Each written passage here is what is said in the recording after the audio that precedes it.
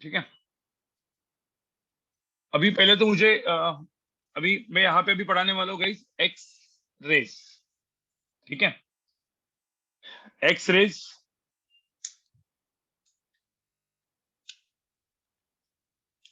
देख रहा था मैं यहाँ पे डायग्राम कैसी है।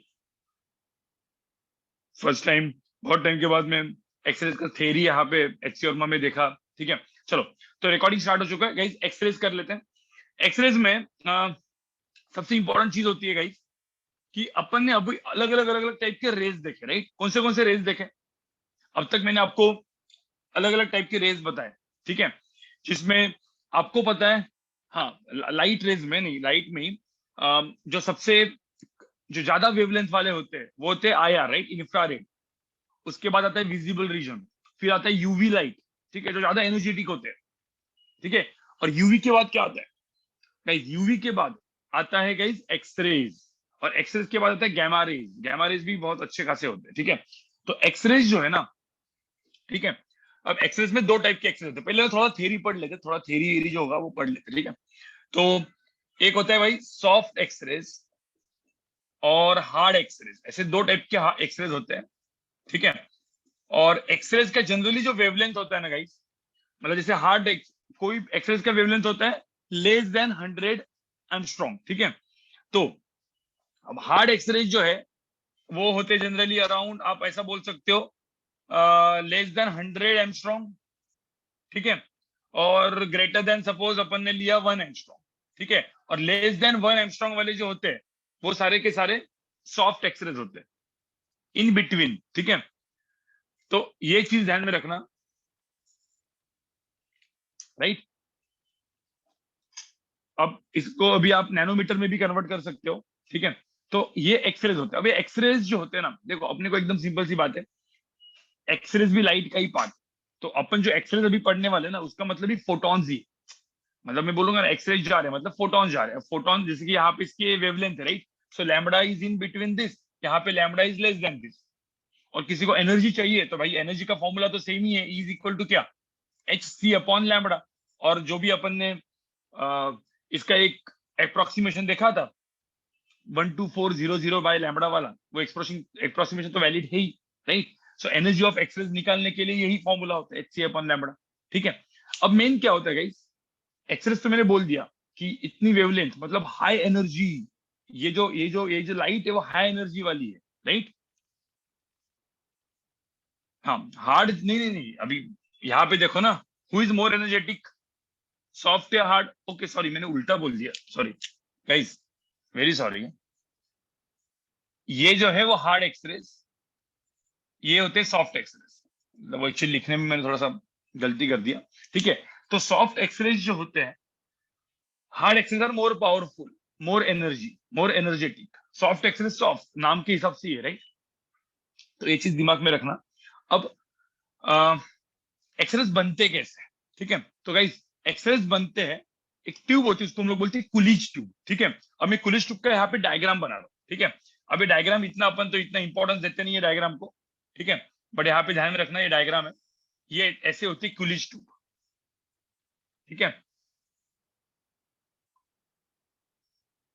ये होती है कुलिज ट्यूब, ये होता है कैथोड। ठीक है, और ये होता है एनोड। ठीक है, तो एक हो गया कैथोड, दूसरा हो गया एनोड। अब होता क्या पता है आपको? क्या लगता है एक्सरेज कहाँ पे बनते होंगे, कैथोड पे या एनोड पे? एक्सरेज जो है कहाँ पे बनता होगा, कैथोड पे या एनोड पे, कहाँ पे बनते होंगे एक्सरेज? हाँ, एक केमिस्ट्री में आपको रटाया होगा। ठीक है, कि एक्सरेज जो होते हैं वो बनते हैं एनोड पे।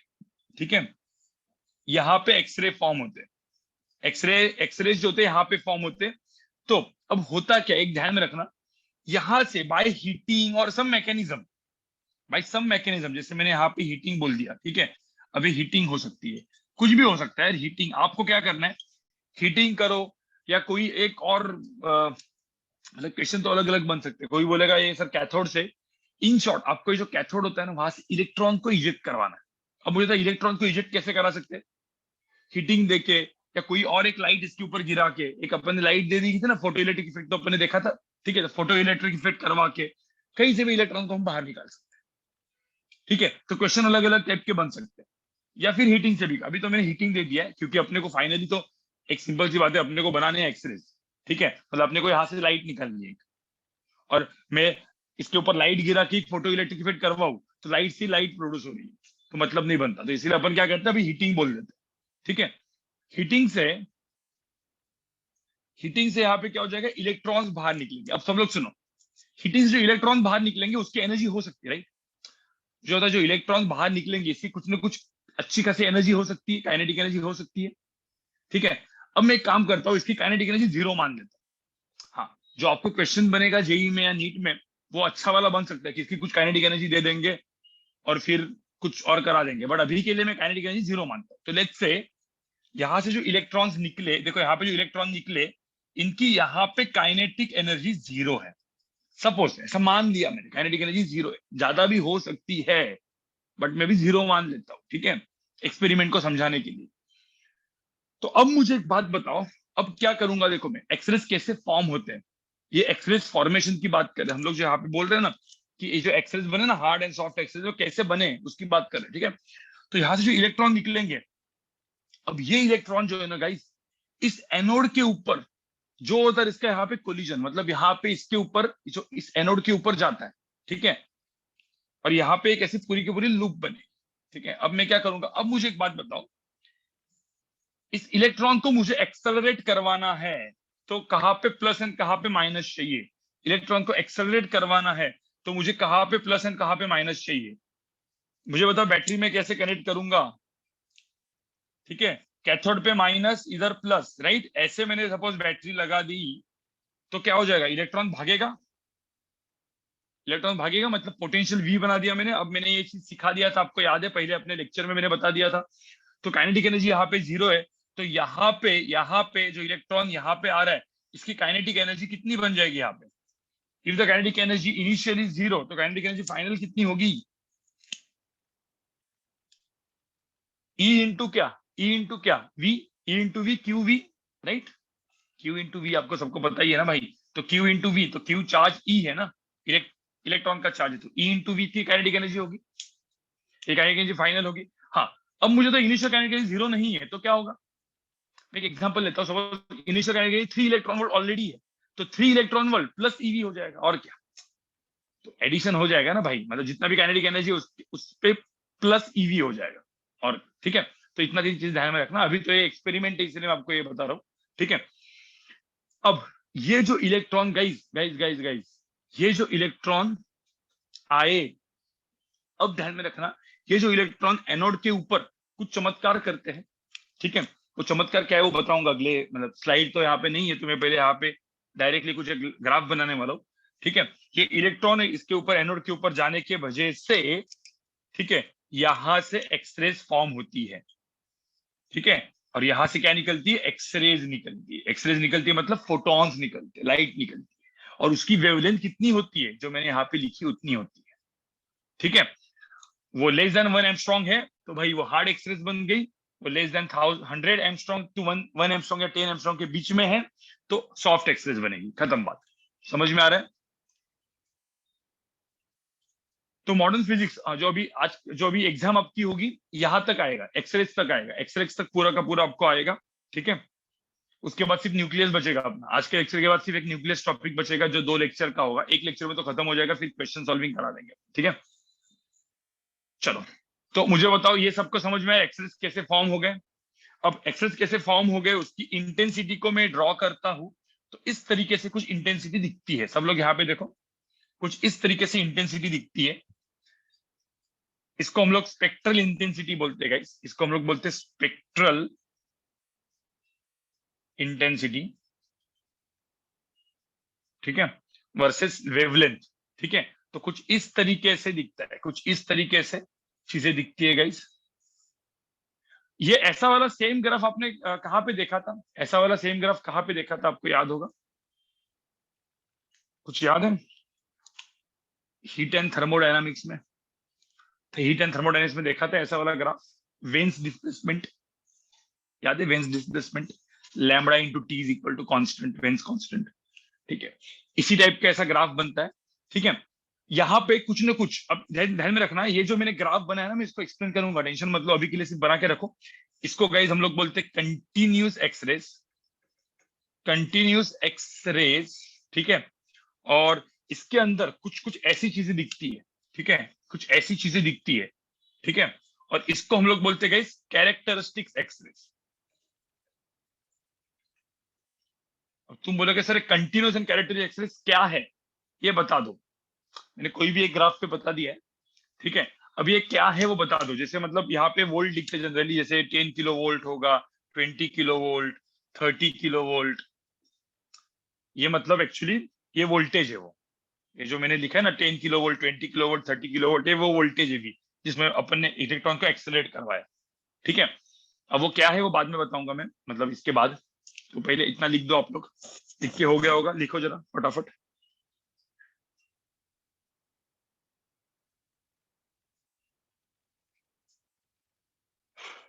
अब मैं एक्सप्लेन करूंगा तो आपको एक आइडिया आ जाएगा कि एक्सरेज क्या होता है जनरली।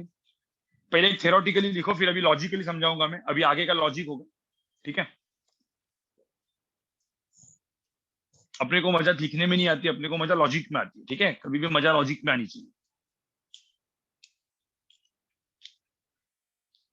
और इसके पूरे के पूरे मॉड्यूल सॉल्व कर लो, मॉड्यूल सॉल्व करके रोशन सर या शशांक सर या जो भी फैकल्टीज अवेलेबल है, सुनील सर, इन लोग को आप पूछो इनके डाउट्स।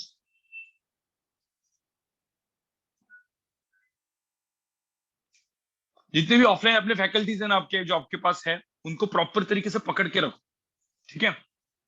क्योंकि ये सब रिजल्ट प्रोड्यूसिंग है, आपके सीनियर बैच के रिजल्ट यही सब फैकल्टीज ने निकाले हुए हैं, ठीक है। तो इनको प्रॉपर तरीके से अपने पास रखो, ठीक है।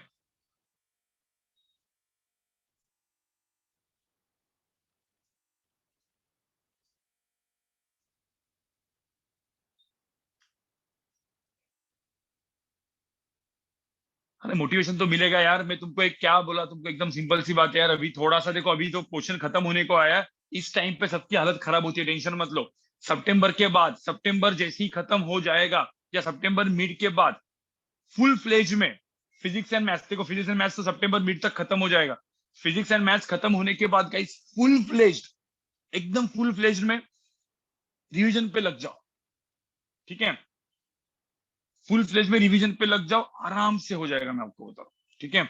और ये जो आगे के 4 महीने होंगे, अक्टूबर नवंबर दिसंबर जान, इसी में ही आपको एक बूस्ट मिलेगी, ठीक है। तो डिमोटिवेट बिल्कुल नहीं होना है, मतलब प्रॉपर तरीके से मोटिवेटेड रहो, आपका हो जाएगा अच्छा।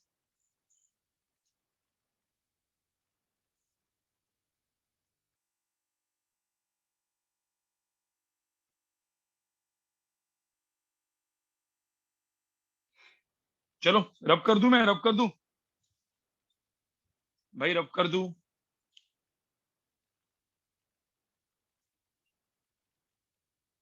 ग्राफ तो कुछ नहीं, इंटेंसिटी वर्सेस लैम्बडा का ग्राफ है, ठीक है। ये क्या है बताऊंगा मैं। अब सब लोग यहाँ पे देखो, अब एक्सरेस बनते कैसे हैं? और यहाँ पे मैंने जैसे दो एक्सरेस जो बोले हैं मैंने, मैं ग्राफ ऐसी रखता हूँ, ये ग्राफ में ऐसी रख रहा हूँ।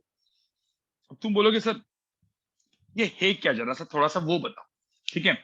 ये यहाँ पे जो आपको दिख रहा है, ठीक है,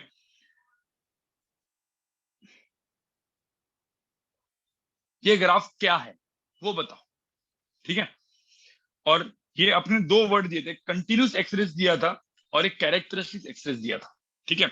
अब एक चीज दिमाग में रखना, आपको मुझे पूछना नहीं है कि ऐसे क्यों होता है, ये नहीं पूछना है, ठीक है। ये सारे का सारा मॉडर्न फिजिक्स है।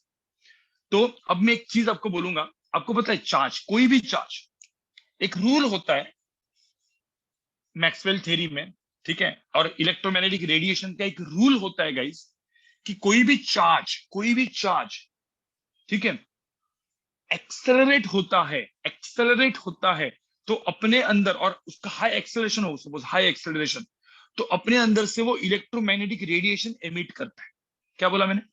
कोई भी चार्ज जब एक्सेलरेट होता है तो क्या करता है, अपने आप अपने अंदर से क्या क्या इमिट करता है वो गाइस, अपने अंदर से इलेक्ट्रोमैग्नेटिक रेडिएशन, मतलब एनर्जी एमिट करता है, ठीक है। ये चीज दिमाग में रखना, ये जो बोल रहा हूं। अब एक सिंपल सी बात, आपको मैंने क्या बोला, ये अभी यहाँ पे एनोड था, यहाँ पे कैथोड से एक इलेक्ट्रॉन आया और ये एनोड के मटेरियल के ऊपर बम्बार्ड किया, बराबर, यही तो बोला था मैंने कुलिच ट्यूब में क्या किया था, कुलिच ट्यूब में यहाँ से इलेक्ट्रॉन आ रहा था, एनोड के ऊपर बम्बार्ड किया था, एनोड के अंदर घुस गया था, ठीक है। तो अब क्या होता है, मैं अभी यहाँ पे क्या होता है वो देखो, ठीक है।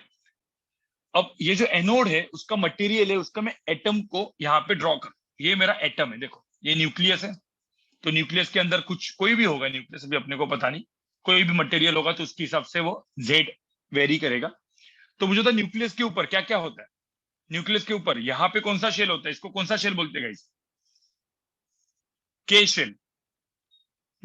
उसके बाद यहाँ पे कौन सा शेल होता है, ए 1 2 3 4 5 6 7 8 जो भी होगा, इसको क्या बोलते हैं अपन, एल। उसके बाद के एल एम, ठीक है, एन, ऐसे शेल चलते रहेंगे। अरे भाई ऐसे शेल होते हैं, के एल एम एन, राइट, ये शेल होते हैं। ये जो मैंने मटेरियल, ये जो मैंने एटम ड्रॉ किया, ये किसका ड्रॉ किया है, कौन सा वाला एटम है बताओ मुझे, ये जो मैंने एटम ड्रॉ किया है वो कौन सा वाला एटम ड्रॉ किया है, ये एनोड का, एनोड का जो मटेरियल है कुलिच ट्यूब में उसका। अब यहां से क्या हुआ, यहां से देखो, यहां से आया ये इलेक्ट्रॉन, ठीक है, ये इलेक्ट्रॉन यहां से निकला था, यहां से इलेक्ट्रॉन आया। अब मुझे तो जैसे ही इलेक्ट्रॉन आया आया आया, ठीक है, अब प्रोवाइडेड, कंडीशन सुनो, प्रोवाइडेड इलेक्ट्रॉन इन कोई भी इलेक्ट्रॉन के साथ कोलिजन नहीं हो रहा है, ऐसा पकड़ लो, होगा भी, वो होगा तो क्या होगा वो देखेंगे, टेंशन मत लो। अभी के लिए इलेक्ट्रॉन आया, जैसे ही न्यूक्लियस के बाजू से गया, तो मुझे होता न्यूक्लियस का फोर्स आएगा, तो ये एक्सेलेरेट होगा कि नहीं गाइस, ये बेंड होगा ना, अरे ये जो इलेक्ट्रॉन है ऐसे बेंड होगा ना भाई। तो मुझे होता जैसे ही इलेक्ट्रॉन बेंड हो गया, कोई मुझे बताओ जब इलेक्ट्रॉन बेंड हो जाता है मतलब उसके अंदर एक्सेलरेशन आया कि नहीं आया, अरे वेलोसिटी चेंज हो गई, एक्सेलरेशन आया ही आया, बेंड होगा तो एक्सेलरेशन आया। तो जैसे ही इसके अंदर एक्सेलरेशन आया, और मैंने क्या बोला, कोई भी चार्ज को एक्सेलरेट करवाया तो अपने अंदर से क्या निकालता है वो, इलेक्ट्रोमैग्नेटिक रेडिएशन। तो गाइज यहां से ईएम रेडिएशन निकलेगा, यहां से निकलेगा हमारा इलेक्ट्रोमैग्नेटिक रेडिएशन, और यही ईएम रेडिएशन को हम लोग क्या बोलते हैं, इसी को तो बोलते हैं हम लोग क्या, एक्स रेज। अब गाइस वो एक्सरेज करवाने के लिए, ईएम रेडिएशन एक्सरेज करने के लिए अपने को एकदम हाई एनर्जी चाहिए ना, मतलब जो इलेक्ट्रॉन की यहाँ पे जो एनर्जी आएगी, जब ये जस्ट कोलाइड करेगा तो इसकी जो एनर्जी होगी वो हाई एनर्जी चाहिए। तो गाइस ऐसा पकड़ लेते हैं, अब बताओ मुझे, इलेक्ट्रॉन की एनर्जी थी ईवी, ई इंटू वी थी, आपको मतलब kinetic energy of the electron क्या थी, ये थी kinetic energy of the electron, कितनी थी गाइस, ई इंटू वी, याद करो, भूल गए, भूल गए, यहाँ पे कैथोड था, एनोड था, ठीक है, और यहाँ पे इलेक्ट्रॉन निकला था, तो यहाँ पे मैंने बैटरी ऐसे लगाई थी, बराबर ना। तो जो इलेक्ट्रॉन की एनर्जी जो आई थी यहाँ पे आते आते, सपोज कोई ईवी पकड़ लेते, वी इज दिस, ज्यादा भी हो सकती है, जैसे मैंने आपको बोला ना इनिशियल काइनेटिक एनर्जी जीरो नहीं मानी मैंने, तो ज्यादा भी हो सकती है, तो जो भी हो तो क्वेश्चन के फॉर्म में बनेगा, ठीक है। तो अब मुझे तो काइनेटिक एनर्जी अभी पकड़ लेते, e into V, some e into this voltage V. तो एक बात मुझे बताओ, यहाँ पे ये जो इलेक्ट्रोमैग्नेटिक रेडिएशन निकलेगा, इसकी मैक्सिमम एनर्जी कितनी होगी, इसकी मैक्सिमम एनर्जी कितनी होगी, कोई बोल सकते हैं what is maximum energy of this, maximum energy of x rays, eV, मतलब पूरी की, अरे भाई ईवी जो एनर्जी आई है वो पूरी की पूरी ईवी निकल जाएगी, मतलब जो इलेक्ट्रॉन की काइनेटिक एनर्जी जीरो हो जाएगी बेसिकली, मतलब पूरी की पूरी जो काइनेटिक एनर्जी थी इलेक्ट्रॉन की वो पूरी की पूरी लॉस्ट हो गई इलेक्ट्रोमैग्नेटिक रेडिएशन में। तो मैं ऐसा लिख दूं, मैक्सिमम एनर्जी, ठीक है, ऑफ एक्सरेज कितनी होगी, मैं यहां पे लिखता हूं, ठीक है, मैक्सिमम एनर्जी यहां पे लिखता हूं मैं, maximum energy of x rays, e of x rays कितनी होगी, ईवी हो गई कि नहीं, ईवी हो गई कि नहीं, ई इंटू वी। तो ये मैक्सिमम एनर्जी ऑफ एक्सरेज था, विच इज इक्वल टू, मतलब मुझे लैम्बडा वेवलेंथ के टर्म में लिखना है तो मैं एच सी अपॉन लैम्बडा लिखूं, और उसमें लैम्बडा मिनिमम हो जाएगा कि नहीं, लैम्बडा मिनिमम, गाइस यहाँ पे लैम्बडा क्या हो जाएगा, मिनिमम हो जाएगा, ठीक है। तो यहाँ पे मैं जो ग्राफ ड्रॉ किया है, अब मैं यहाँ पे ग्राफ ड्रॉ करता हूं, ठीक है, ये जो ग्राफ मैंने ड्रॉ किया है एक ग्राफ, ठीक है, मुझे बताओ बट ऐसे जो इलेक्ट्रॉन्स आ रहे हैं, ऐसे बहुत सारे इलेक्ट्रॉन्स आते रहेंगे, राइट, बहुत सारे इलेक्ट्रॉन्स, क्योंकि इधर से जो कैथोड से निकलने वाले बहुत सारे इलेक्ट्रॉन्स इसके अंदर गिरते रहेंगे, जिसका मिनिमम वेवलेंथ कितना था, मिनिमम वेवलेंथ की वैल्यू कितनी थी, कोई बोलेगा सर मिनिमम वेवलेंथ की वैल्यू कितनी थी, तो यहां से अपन कैलकुलेट कर सकते हैं कि लैम्बडा मिनिमम तो थी hc अपॉन ईवी, राइट, ये तो लैम्बडा मिनिमम थी, बट एक्चुअल में देखा जाए तो बहुत सारे वेवलेंथ निकलेंगे, बहुत सारे वेवलेंथ, और वो जो बहुत सारे वेवलेंथ निकलेंगे उसका जब मैं ग्राफ बनाऊंगा, तो गाइस वेवलेंथ तो भाई इनफाइनाइट वेवलेंथ होंगे, तो वो graph as a spectral intensity, मतलब कौन से वेवलेंथ पे सबसे ज्यादा फोटॉन्स निकलेंगे उसके हिसाब से अपन ने इसको, मतलब अपन ने प्लॉट किया, तो कुछ इस तरीके से दिखता है। आपको समझ में आ रहा है? जो मैंने ग्राफ बनाया था ये पर्टिकुलर वोल्ट के लिए था, पर्टिकुलर वोल्ट, जो ये वी वोल्ट है ना, वी, जो वी वोल्ट है वो पर्टिकुलर वोल्ट के लिए ग्राफ ऐसा दिखेगा, and this is my lambda minimum, guys this is my lambda minimum, ये मेरा हो गया लैम्बडा मिनिमम जो मैंने यहां से कैलकुलेट किया। आपको समझ में आ रहा है? और पर्टिकुलर वेवलेंथ पे एक पर्टिकुलर वेवलेंथ होती है जिसके ऊपर नंबर ऑफ फोटॉन्स, मतलब इस पर्टिकुलर वेवलेंथ के फोटॉन्स मैक्सिमम मिलेंगे, मतलब जब एक्सपेरिमेंटली जब वो मेजर करते हैं तो इस पर्टिकुलर वेवलेंथ के फोटॉन्स सबसे मैक्सिमम मिलते हैं, ठीक है। तो मतलब जो भी फोटॉन्स, जो भी यहां से, मतलब जो भी इस एनोड से जो भी एक्सरेज निकलेंगे ना, तो एक्सरेज निकलेंगे तो कौन सी वेवलेंथ सबसे ज्यादा ज्यादा मिलेगी, तो जैसे ये वाला, ये पर्टिकुलर वेवलेंथ होगी, ये सबसे ज्यादा मिलेगी, ठीक है। किस में, गाइस गाइस गाइस ध्यान ध्यान रखना, ये जीरो को अप्रोच करेगा, इन्फिनिटी तक जाएगा, it is approaching zero, but वो अप्रोच मतलब करेगा, मतलब इन्फिनिटी तक जाएगा वो, ठीक है। और गाइस इसी वेव्स को, इसी एक्सरेज को, जो इस टाइप से जो एक्सेलरेशन, इलेक्ट्रॉन के एक्सेलरेशन की वजह से जो एक्सरेज निकलते हैं, इन्हीं को हम लोग बोलते हैं गाइस कंटिन्यूस एक्सरेज। सबको समझ में कंटिन्यूस एक्सरेज क्या है? इन्हीं को हम लोग क्या बोलते हैं गाइस, कंटिन्यूस एक्सरेज, जो यहाँ पे लिखा था। इसके अंदर मैंने कुछ अलग से ड्रॉ किया था, आपको याद है? ऐसे ऐसे कुछ ड्रॉ किया था, वो क्या था वो बताऊंगा, ठीक है। पहले इतना लिख के रखो, क्योंकि इसमें कोई स्लाइड नहीं है तो आपको लिख के रखना पड़ेगा। लिखो फटाफट लिखो जरा।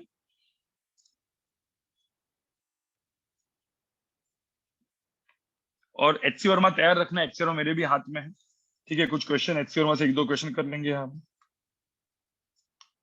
लिखो फटाफट लिखो, चलो।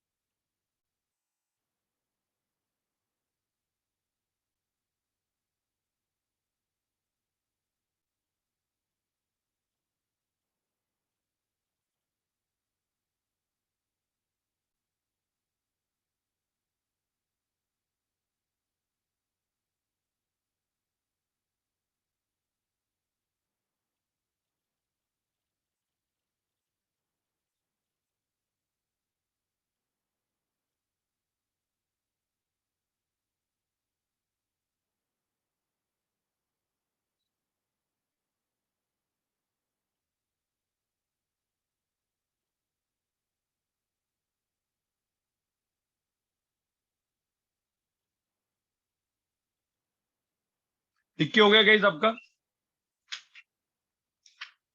आपका लिख के हो गया क्या?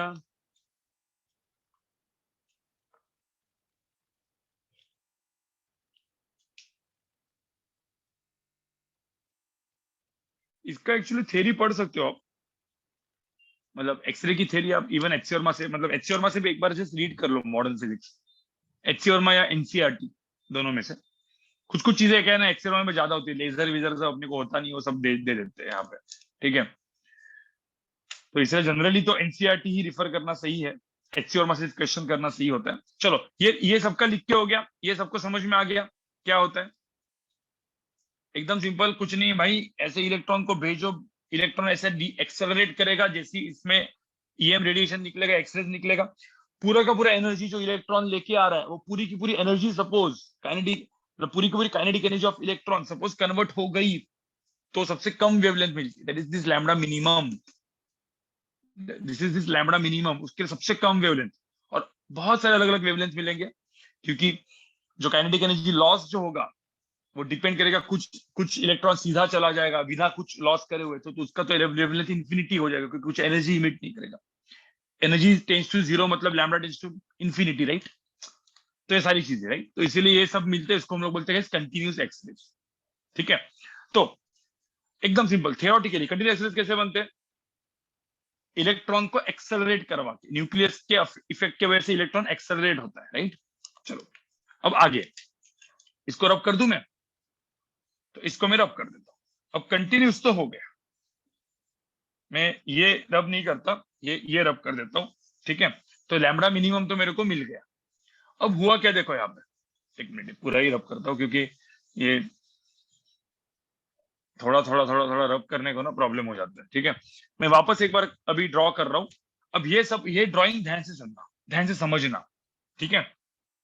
ये अपना न्यूक्लियस है, जे इलेक्ट्रॉन वाला, ये अपना के शेल है, एल एम चलता रहेगा जो भी है, ठीक है, उसके ऊपर भी होगा।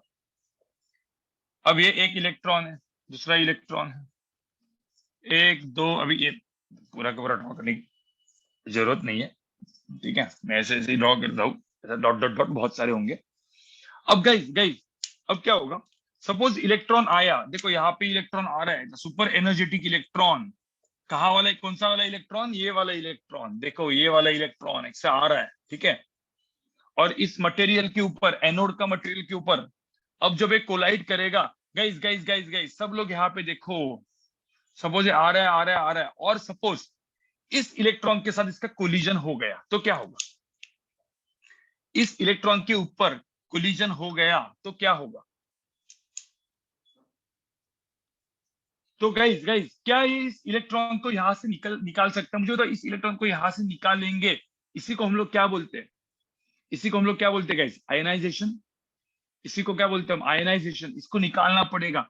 तो मुझे बताओ जो इलेक्ट्रॉन आ रहा है इसकी एनर्जी, इसके आयनाइजेशन एनर्जी ज्यादा होनी चाहिए, मतलब बाइंडिंग एनर्जी ज्यादा होनी चाहिए इस पर्टिकुलर, जैसे ये के शेल है, तो के शेल का जो बाइंडिंग एनर्जी है, के शेल का जो इलेक्ट्रॉन का बाइंडिंग एनर्जी है उससे ज्यादा होनी चाहिए कि नहीं होनी चाहिए, बताओ। हाँ, जो हाइड्रोजन लाइक एटम के लिए गाइस, जो हाइड्रोजन लाइक एटम के लिए वो -13.6 Z, याद है कि नहीं, -13.6 इलेक्ट्रॉन वोल्ट इंटू Z² था। बट क्या वो चीज इसके लिए वैलिड है, क्या वो ऐसे मटेरियल के लिए वैलिड है, क्या ये हाइड्रोजन लाइक एटम दिख रहा है आपको, नहीं है, इसमें तो भाई बहुत सारे इलेक्ट्रॉन है। हाइड्रोजन लाइक एटम का मतलब क्या होता है भाई, एक ही इलेक्ट्रॉन और जेड इलेक्ट्रॉन का न्यूक्लियस, तो जो भी है, तो बेसिकली यहाँ पे मैं डायरेक्टली वो फॉर्मूला नहीं लगाऊंगा, बट जो भी इसकी आयनाइजेशन एनर्जी होगी जो दी रहेगी क्वेश्चन में, ठीक है, उससे ज्यादा इस इलेक्ट्रॉन की एनर्जी होनी चाहिए, काम खत्म, कंडीशन ये है बस, ठीक है। तो यहाँ पे इसने सपोज हिट किया, तो क्या होगा, मतलब इस इलेक्ट्रॉन ने इसके ऊपर आके हिट किया, तो मैं यहाँ पे ऐसे बोल दूंगा एकदम पहली तो चीज, ठीक है, काइनेटिक एनर्जी ऑफ इलेक्ट्रॉन, ठीक है। तो बेसिकली ये होने के लिए क्या होना चाहिए, kinetic energy of electron should be more than ionisation energy, बराबर कि नहीं। और गाइस आपको पता है शायद इसी को वर्क फंक्शन भी बोलते होंगे, आपको पता है वर्क फंक्शन, जब फोटोइलेक्ट्रिक में पढ़ा था मैंने, तो वर्क फंक्शन का मतलब ही क्या होता है, कोई भी इलेक्ट्रॉन को निकालने के लिए कितना मिनिमम लगता है, राइट। हाँ, तो हो सकता है, बट ऐसा थोड़ी जरूरी है कि ये एकदम अंदर वाले शेल की इलेक्ट्रॉन को निकाले, वो बाहर वाले की इलेक्ट्रॉन को भी निकाल सकता है, राइट। तो इसीलिए अपन क्या है ना, वर्क फंक्शन आयनाइजेशन को अभी ना एट प्रेजेंट मतलब मर्ज नहीं करते, ठीक है, उसको उधर ही रहने दो, इसको इधर ही रहने दो, क्योंकि बहुत डेप्थ में सोचने के लिए गए तो बहुत सारी चीजें का क्वेश्चन मार्क आ जाएगा आपके दिमाग में, ठीक है। ये तो मैंने अभी आपको एक क्वेश्चन मार्क क्रिएट किया, चलो जो भी है। अभी ये इलेक्ट्रॉन सपोज यहां से निकल गया, सब लोग यहाँ पे देखो, इलेक्ट्रॉन यहां से निकल गया, आयोनाइज हो गया, ठीक है, आयोनाइजेशन हो गया, तो इलेक्ट्रॉन यहां से निकल गया, तो बेसिकली मुझे बताओ क्या दिखेगा। अब इलेक्ट्रॉन सपोज यहां से निकल गया, आयोनाइज हो गया, बाहर चला गया, तो यहाँ पे क्या क्रिएट हुआ, यहाँ पे क्या क्रिएट हुआ, वैकेंसी क्रिएट हुई कि नहीं भाई, यहाँ पे एक वैकेंसी क्रिएट हुई कि नहीं। अब यहाँ पे एक वैकेंसी क्रिएट हुई भाई, यहाँ पे एक होल क्रिएट हुआ, इसको हम लोग बोलते हैं गाइस होल, एक होल क्रिएट हुआ, वैकेंसी क्रिएट हुई। अब मुझे तो जैसी ही वैकेंसी क्रिएट हुई, अब होता क्या है पता है गाइस, ये जो इलेक्ट्रॉन है, जैसे ये के है, एल है, तो ये इलेक्ट्रॉन यहां से जंप मार सकता है वैकेंसी के लिए, तो जब ये यहां से यहाँ पे जंप मारेगा तो एनर्जी एमिट करेगा कि नहीं, अरे भाई इसको ही बोलते डी एक्साइटेशन हो गया ना। अब एक्चुअली डी एक्साइटेशन नहीं है, यहाँ पे एल शेल के इलेक्ट्रॉन के शेल के जो वैकेंसी क्रिएट हो उधर जंप मारा, बराबर, जैसे इलेक्ट्रॉन ने जंप मारा, यहां से जो यहाँ से जो जो एनर्जी निकली, जो लाइट निकली, उसी को हम लोग, या जो एक्सरे निकला, अपन एक्सरे बोलेंगे, तो यहां से जो एक्सरे निकला, इसी को हम लोग बोलते हैं कैरेक्टरिस्टिक्स एक्सरे। जैसे ये जो एक्सरे निकला, इसको हम लोग बोलेंगे गाइस के अल्फा। कोई सपोज एम शेल से, इधर का एम शेल का एक इलेक्ट्रॉन है यहाँ पे, वो एम शेल वाला इलेक्ट्रॉन यहाँ पे जम मारा है, देखो यहाँ पे एम शेल वाला इलेक्ट्रॉन ने सपोज यहाँ पे जम मारा, इस होल पे इधर से इधर जम मारा, तो यहां से निकला, उसको हम लोग क्या बोलेंगे गाइस के बीटा। वैसे कोई और इधर वाला कोई इलेक्ट्रॉन है जो आउटर, और एक आउटर शेल का कोई इलेक्ट्रॉन है, उधर ने उसको जम मारा, तो इसको क्या बोलेंगे अपन के गैमा, मतलब बल चलता जाएगा, ठीक है, तो के अल्फा, के बीटा, ठीक है, के गैमा। हाँ, अब यही इलेक्ट्रॉन, ठीक है, अब ये इधर का इलेक्ट्रॉन आयोनाइज हुआ है, देखो यहाँ पे इलेक्ट्रॉन कौन सा आयोनाइज हुआ है, ये वाला इलेक्ट्रॉन, ये वाला इलेक्ट्रॉन आयोनाइज होके निकला है, यही तो आयोनाइजेशन है ना। सपोज एल शेल का इलेक्ट्रॉन को आयोनाइज किया, मतलब ये तो इलेक्ट्रॉन भाई किसी के साथ भी तो कोलाइड कर सकता है, अब ये कोलिजन करते करते एल शेल के साथ किया, एल शेल का इलेक्ट्रॉन को निकाल दिया, इसी इसको एनालाइज आयोनाइज किया, यहाँ का इलेक्ट्रॉन सपोज आयोनाइज हो गया, तो ये सपोज आयोनाइज हो गया, आयोनाइजेशन इसका हो गया, तो क्या होगा, ये बाहर निकल गया, ये बाहर निकल गया, तो यहाँ पे होल क्रिएट हो गया। अब यहाँ पे होल क्रिएट हो गया, तो एम शेल से यहाँ पे हो सकता है राइट जंप, इधर का इलेक्ट्रॉन यहाँ पे जंप मार सकता है, ठीक है, तो यहाँ पे इलेक्ट्रॉन यहाँ का जंप मार सकता है सब। अब इसको हम लोग बोलेंगे गाइस एल अल्फा, यहाँ से जो मिला, यहाँ से जो एक्सरेज निकले, उसको हम लोग बोलेंगे एल अल्फा। कोई यहाँ का मार सकता है, तो इसको बोलेंगे, क्या बोलेंगे इसको फिर, एल बीटा। आपको समझ में आ रहा है, जैसे पैशन, मतलब जैसे अपनी Lyman बामर passion bracket fund series थी, वन पे मारते तो हम लोग लाइमन बोलते, बामर बोलते, पैशन ब्रैकेट फंड ऐसे बोलते, तो यहाँ पे वो टर्म्स यूज नहीं करेंगे, लेकिन बोलेंगे क्या, के alpha, K beta, L alpha, L beta. समझ में आ रहा है गाइस, समझ में आ रहा है, आगे जाएंगे तो M alpha, M beta, M gamma, ठीक है, तरीके चलता रहेगा। तो आपको समझ में आ रहा है, तो ये जो अभी के अल्फा एंड के बीटा, आप एक्चुअली चेक करोगे तो के बीटा की एनर्जी ज्यादा होगी तो वेवलेंथ कम होगी, तो इस तरीके से देखो वेवलेंथ कम होगी, तो इस तरीके से, जैसे ये हो गया मेरा के बीटा, ये हो गया मेरा के अल्फा, ठीक है, आगे और थोड़ा सा चलता रहेगा, ठीक है, वेवलेंथ जो होगी उसमें एल बीटा, एल अल्फा, इस तरीके से दिखते रहेगा आपको। आपको समझ में आ रहा है, तो ये जो एक्सरेज यहाँ पे मैंने बनाए, जो अचानक से, मतलब कंटिन्यूस नहीं है, मतलब इस पर्टिकुलर वेवलेंथ पे आपको समझेगा, इस पर्टिकुलर वेवलेंथ पे कुछ अलग से कुछ इंटेंसिटी दिखाई दी, तो एक्चुअली वो क्या है, ये सारे के सारे कैरेक्टरिस्टिक्स, ये जो मैंने यहाँ पे रेड में दिखाए हैं, ये सारे के सारे कैरेक्टरिस्टिक्स एक्सरेज है,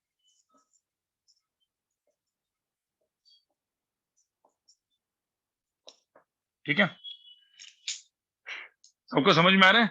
तो ये हो गए मेरे कंटिन्यूस एक्सरेज, ये हो गए मेरे कैरेक्टरिस्टिक्स एक्सरेज, ठीक है, जो यहां से निकलते, तो आपको सबको ये जो ग्राफ है ना, ये ग्राफ एक एक्चुअली बना के रखो, ठीक है, ये थेरोटिकल चीज है जो मैंने आपको बताई, लेकिन आपको समझ में आए कि एक्सरेज कैसे बनते हैं, दो ही तरीके से बनते हैं, एक इलेक्ट्रॉन आएगा एक्सेलरेट होगा, उससे बनेंगे, या जो इलेक्ट्रॉन आएगा वो इस इलेक्ट्रॉन को आयोनाइज करेगा, आयोनाइज करने की वजह से यहाँ पे होल क्रिएट होगा, होल की वजह से ऊपर वाले इलेक्ट्रॉन इसके ऊपर जंप मारेंगे, जैसे ऊपर वाले इलेक्ट्रॉन जंप मारेंगे वो अपनी एनर्जी एमिट करेंगे, और वही एनर्जी को हम लोग एक्सरेज बोलते हैं, फोटॉन्स निकलेंगे यहाँ से, ठीक है। अब के शेल पे, मतलब के शेल के ऊपर एल से एम से के शेल के ऊपर जम मारा तो उसको के alpha, K beta, K gamma बोलते जाएंगे। एल के ऊपर का सपोज किसी इलेक्ट्रॉन को आयनाइज किया होगा एल शेल का, तो L alpha, L beta, L gamma बोलेंगे। ठीक है, ऐसे बोलते जाएंगे गाइस। चलो इसको लिख दो गाइस, इसको लिख दो। के ड्रॉ किया ना मैंने, के अल्फा ड्रॉ किया ना मैंने, यहाँ पे देखो ये के अल्फा है, दिस इज के अल्फा, दिस इज के बीटा।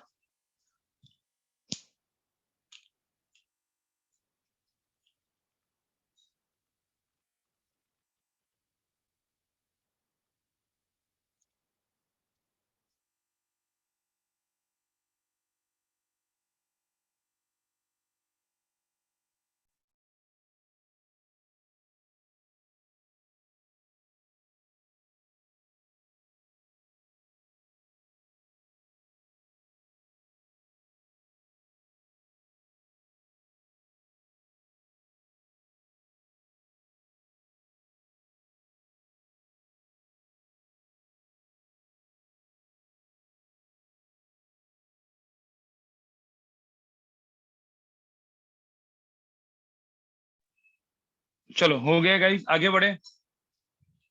लिख के हो गया या टाइम है?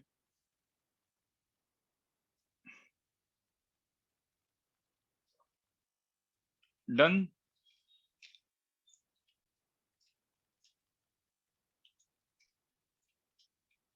तो क्या एक्सरेज हार्म कैसे करते हैं? मतलब एक्सरेज के पास ज्यादा एनर्जी होती है ना, तो आप सोचो ना आपकी बॉडी के ऊपर जब एक्सरेज का बम्बार्डमेंट होता है तो अपने अंदर के सेल्स मर जाएंगे ना, क्योंकि उसकी एनर्जी बहुत ज्यादा होती है। देखो ना वेवलेंथ कम, मैंने बोला ना एनर्जी, देखो मतलब यूवी से, आईआर से इनकी एनर्जी बहुत ज्यादा होती है। एनर्जी बहुत ज्यादा हो गई तो अपने बॉडी के अंदर के सेल्स मर जाएंगे, इसलिए वो हार्मफुल होते हैं, राइट। चलो मैं इसको रब कर दूं।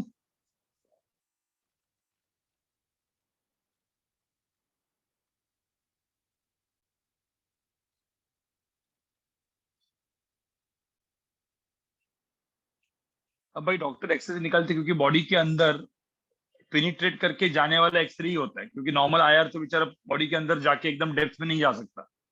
ठीक है, अब अपने हड्डी तक पहुंच के हड्डी के अंदर का सब कुछ निकालने वाला एक्सरे होता है, क्योंकि उसकी एनर्जी ज्यादा होती है तो पेनिट्रेट कर सकते हैं, राइट। ये सब थेरोटिकल चीजें आप पढ़ सकते हो। ठीक है, yes even gamma rays, right. तो आप वो सब चीजें पढ़ो ना, मतलब ये सब थेरोटिकल चीज है। ठीक है, थेरोटिकल चीजें आप अच्छे से, मैंने आपको क्या बोला, हर एक चीज यहाँ पे नहीं पढ़ाई जाएगी, आपको एनसीईआरटी पढ़ना पड़ेगा, एनसीईआरटी की थ्योरी आपको पढ़नी पड़ेगी। जो चैप्टर्स, और खास करके नीट के लिए तो पढ़नी है, तो जो चैप्टर्स हम लोग ने लॉजिकली यहाँ पे पढ़ा दिया, जब एनसीईआरटी पढ़ोगे तो हर एक चीज आपको अच्छे से और समझेगी ना। हर एक चीज आपको स्पून फीड कर दी, हर एक छोटा छोटा एप्लीकेशन से लेकर हर एक चीज थेरोटिकली मैंने लिखवाते गया, तो फायदा नहीं है ना भाई, आपकी तरक्की नहीं होगी जिंदगी में। चलो अब मैं यहाँ पे देखो सब लोग, अब क्विकली सिर्फ एक चीज बताऊंगा।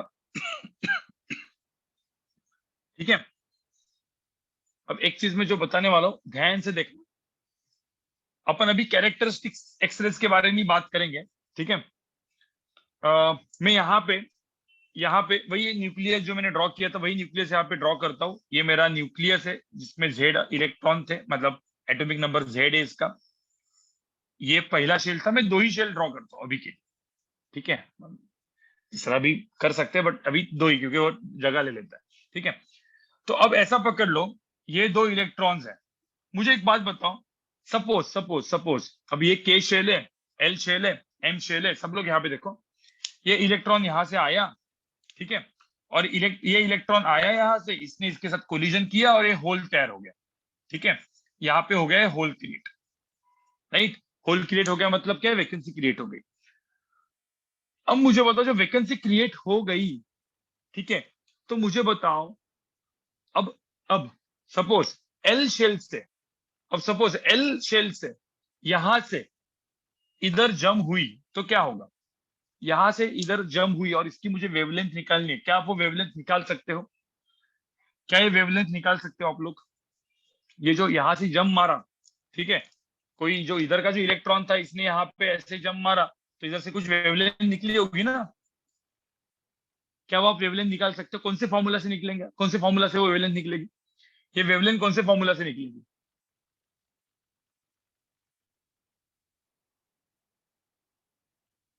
हाँ नहीं, but h c upon lambda से भी निकल सकती है, बट आपको इन दोनों का फिर एनर्जी डिफरेंस पता होना चाहिए ना, वो कितनी एनर्जी एक्चुअली है वो पता होनी चाहिए। अपने फॉर्मूला अपन ने डिराइव किया था, याद है? कौन सा formula? 1/λr Z square 1/n1 square minus 1/n2 square. ये फॉर्मूला था, याद है? या ये फॉर्मूला याद है क्या सबको? ठीक है। अब इस केस में, इस पर्टिकुलर केस में, व्हाट इज n1 की वैल्यू, व्हाट इज n2 की वैल्यू? ये जो पर्टिकुलर मैंने जो वेवलेंथ लिखी है, उसमें n1 एंड n2 की वैल्यू कितनी है बताओ जरा। n1 की वैल्यू है 1, n2 की वैल्यू है 2। ठीक है, यहाँ पे देखो, ये n1 हो गया 1, ये n2 हो गया 2 इस केस में। ठीक है, तो इस केस में तो n1 की वैल्यू 1 एंड n1 की वैल्यू 2 थी। ठीक है, मैं जस्ट आपको एग्जांपल दे रहा हूँ, एग्जांपल KLMN। ठीक है, मुझे बताओ ये वाला क्या होगा? सपोज किसी ने बोला कि ये वाला इलेक्ट्रॉन तो निकला और ये वाला इलेक्ट्रॉन निकला, तो मुझे बताओ ये वाला जो वेवलेंथ है, ये वेवलेंथ, ये वेवलेंथ के लिए n1 क्या होगा, n2 क्या होगा? 1 2 3, n1 की वैल्यू क्या होगी? 3, और n2 की वैल्यू क्या होगी? 4। 3 और 4 होगी।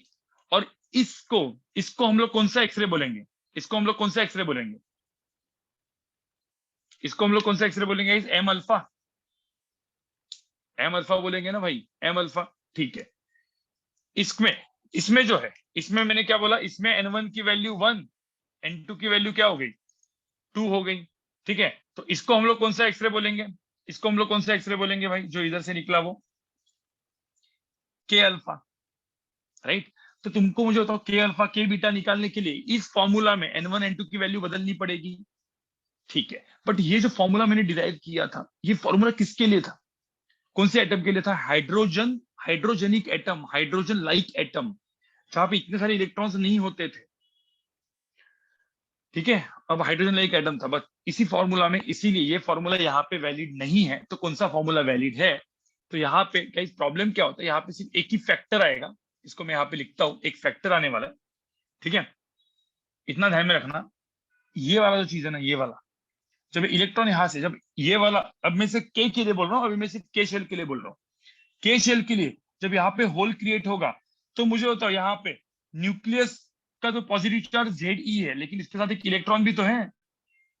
तो न्यूक्लियस का टोटल चार्ज कितना हो गया? टोटल चार्ज कितना हो गया? जेड इलेक्ट्रॉन पॉजिटिव चार्ज हो गया, एक इलेक्ट्रॉन का निगेटिव चार्ज हो गया, तो Z-1 हुआ ना, एक इलेक्ट्रॉन का कम हो गया, Z-1 हो गया। ठीक है, Z-1 हो गया। तो गाइस यहाँ पे जो Z लिखेंगे ना, that is my effective atomic number लिखेंगे, इफेक्टिव चार्ज। ठीक है, तो यहाँ पे ऐसा लिखा जाता है, Z- ऐसा। और गाइस मतलब जेड स्क्वायर के जगह यहाँ पे एक टर्म आता है, इसको हम लोग बोलते हैं स्क्रीनिंग कांस्टेंट। इसको हम लोग बोलते हैं स्क्रीनिंग कांस्टेंट। क्यों? क्योंकि ये हाइड्रोजन लाइक एटम नहीं है, ये एक्चुअल रियल एटम है। ठीक है, मतलब कोई भी इन जनरल का एटम है जहाँ पे KLMN में सब कुछ होगा। ठीक है, तो सिग्मा टाइप का एक वो sigma is called screening constant. ठीक है, तो जनरली, ठीक है, generally for for K alpha, K beta, K gamma, this kind of series, मतलब जब होल कहाँ पे क्रिएट होगा? के में, के शेल में जब होल क्रिएट होता है, तब एल से, एम से, एन से, कहीं से भी इलेक्ट्रॉन जंप मार सकता है। इन सीरीज के लिए सिग्मा की वैल्यू हो जाती है 1, इनके लिए सिग्मा की वैल्यू होती है 1। बाकी के लिए मतलब जैसे एल से सपोज इलेक्ट्रॉन गया, तो एग्जैक्टली फिर एक इलेक्ट्रॉन गया, तो यहाँ पे 7 बचे, यहाँ के अंदर के 2 बचे, तो 9। तो एक्चुअली वो एग्जैक्टली 9 नहीं होता, उसका अलग अलग इफेक्ट होता है बेसिकली। ठीक है, तो आपको एग्जाम में दिया जाएगा। ठीक है, तो फॉर अदर ट्रांजिशन, जैसे for L alpha, L beta, M KLM, M alpha, M beta, उसके लिए सिग्मा की वैल्यू ये जो है, it will be given in the question, it will be given in the question. और जनरली अभी तक ऐसा कोई क्वेश्चन आया ही नहीं है जिसमें ये सब के लिए सिग्मा की वैल्यू पूछी है। ठीक है, जनरली हम लोग के alpha, K beta, K gamma में ही पूछा है, बट सपोज आया तो इसकी वैल्यू गिवन रहती है। इतना सबको समझ में है भाई? ये इतना ये समझ में एक्सप्रेशन?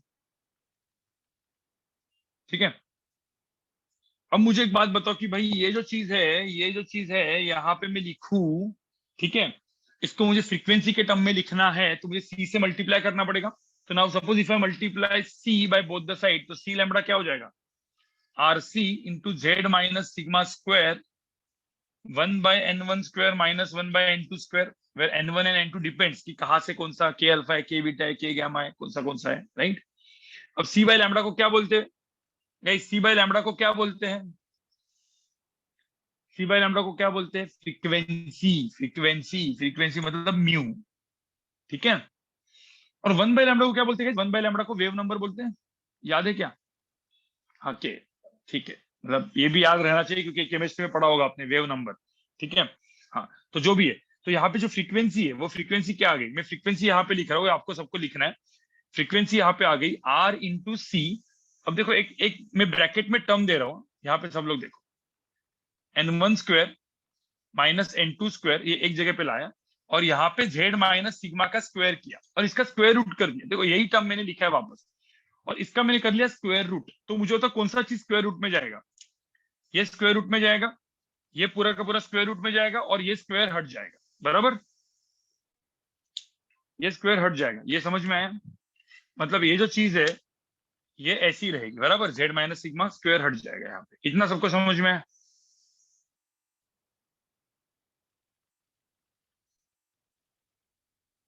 मतलब इसका अंडर रूट कर दिया ना मैंने, अंडर रूट कर दिया, कोई दिक्कत।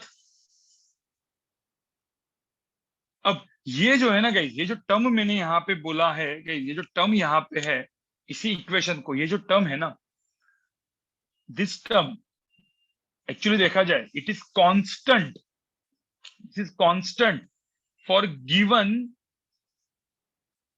n1 and n2 values. मतलब मैंने सपोज किसी ने बोला कि मुझे सिर्फ के अल्फा देखना है, तो के अल्फा अपने को देखना है अलग अलग मटेरियल का। सब लोग सुनो, मुझे के अल्फा देखना है अलग अलग एटम्स का। तो के अल्फा अपने को देखना है, सिर्फ के अल्फा मुझे ऑब्जर्व करना है अलग अलग एटम्स का। तो मतलब n1 n2 की वैल्यूज तो फिक्स हो गई, n1 की वैल्यू 1 हो गई, n2 की वैल्यू 2 हो गई, फॉर अलग अलग अलग डिफरेंट डिफरेंट एटम्स। मतलब अलग अलग एटम्स में इनका जेड अलग अलग होगा, जिनका जेड अलग अलग होगा ये वैल्यू तो कांस्टेंट रहेगी कि नहीं। This will be constant for given n1 and n2 values. ये सबको समझ में आ रहा है मैं क्या बोल रहा हूँ, this will be constant for given n1 and n2 values. तो मुझे बताओ ये पूरा का पूरा टर्म है ये क्या बन गया। कोई बोल सकता है पूरा का पूरा टर्म जो है मेरा, मैं यहाँ पे लिख रहा हूँ, पूरा का पूरा टर्म यहाँ पे क्या बन गया, मैं यहाँ पे लिख रहा हूँ, ये पूरा का पूरा टर्म यहाँ पे क्या बन गया, root of frequency is equal to some constant, जिसको मैंने सपोज बी बोल दिया, इंटू जेड माइनस सिग्मा, ये बन गया। मतलब frequency, root of frequency is proportional to atomic number, guys, root of frequency is proportional to atomic number. और ये जो है ना, ये एक्सप्रेशन को गाइस, इसी एक्सप्रेशन को अपन बोलते हैं मोसलेज लॉ। नाम सुना है क्या, मोसलेज लॉ, ठीक है। ये मोसलेज लॉ बोलते इसको, मोसलेज लॉ मतलब ये मोसलेज लॉ जो होता है, मोसले ने अपना एक लॉ बनाया था। ये था जो पीरियोडिक टेबल में आप पढ़ते होंगे, जो पीरियोडिक टेबल बना था तो पहले लोगों ने अलग अलग एटॉमिक वेट के ऊपर, इसके ऊपर उसके ऊपर डाला था, याद है, राइट है। मतलब वो जो सीक्वेंस उसका HHELIB क्या होना चाहिए, ठीक है। बट बाद में मोसले ने अपना लॉ बनाया, तो यहाँ पे ध्यान में रखना, ये एक्सपेरिमेंट के वजह से पीरियोडिक टेबल अपना एटॉमिक नंबर के हिसाब से बना। एटॉमिक नंबर का सीक्वेंस है ना, ये प्रूव हो गया यहाँ पे, देखो ना, frequency is proportional to atomic number. तो ये सब कुछ, yes yes, same same Moseley जो आप पढ़ते थे केमिस्ट्री में, ठीक है।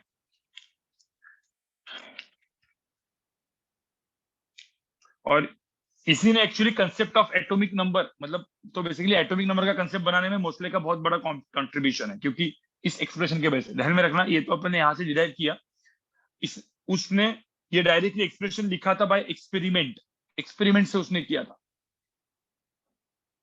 ठीक है। तो under root of frequencies b into Z minus sigma, यही तो किया ना मैंने, ये इसका स्क्वायर रूट ले लिया ना यहाँ पे, ठीक है। चलो इसको लिख दो भाई, इसको लिख दो गाइस, ये पूरा का पूरा लिख दो, अपना एक्सरे खत्म हो चुका है, एक्सरे की थ्योरी खत्म हो चुकी है।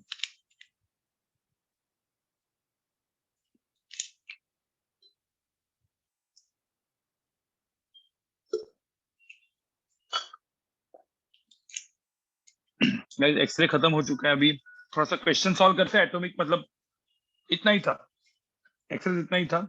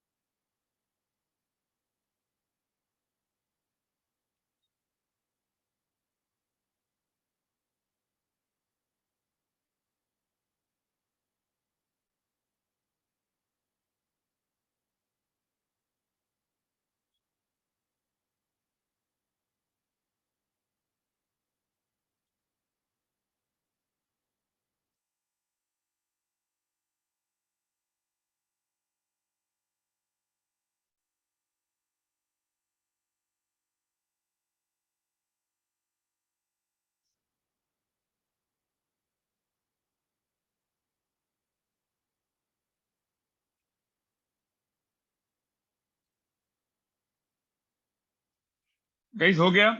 अब मैं आपको बताऊं कौन से क्वेश्चंस यहाँ से करने हैं। ठीक है, एचसी वर्मा सबके पास है? एचसी वर्मा भाई, एचसी वर्मा सबके पास है, मतलब होगा ही। ठीक है, तो चलो क्विकली मैं पहले इसको रब कर देता हूँ, इसको मैं रब कर देता हूँ। मैं एक जस्ट मुझे मतलब थोड़ा सा याद है, ये एचसी वर्मा में देख के मुझे एक चीज याद आई। आप लोग ने पोलराइजेशन पढ़ा? पोलराइजेशन मैंने आपको थ्योरी पढ़ने के लिए बोला था पोलराइजेशन का, और एक इंटेंसिटी का फॉर्मूला है I is equal to I naught cos square five, वो पढ़ा आपने?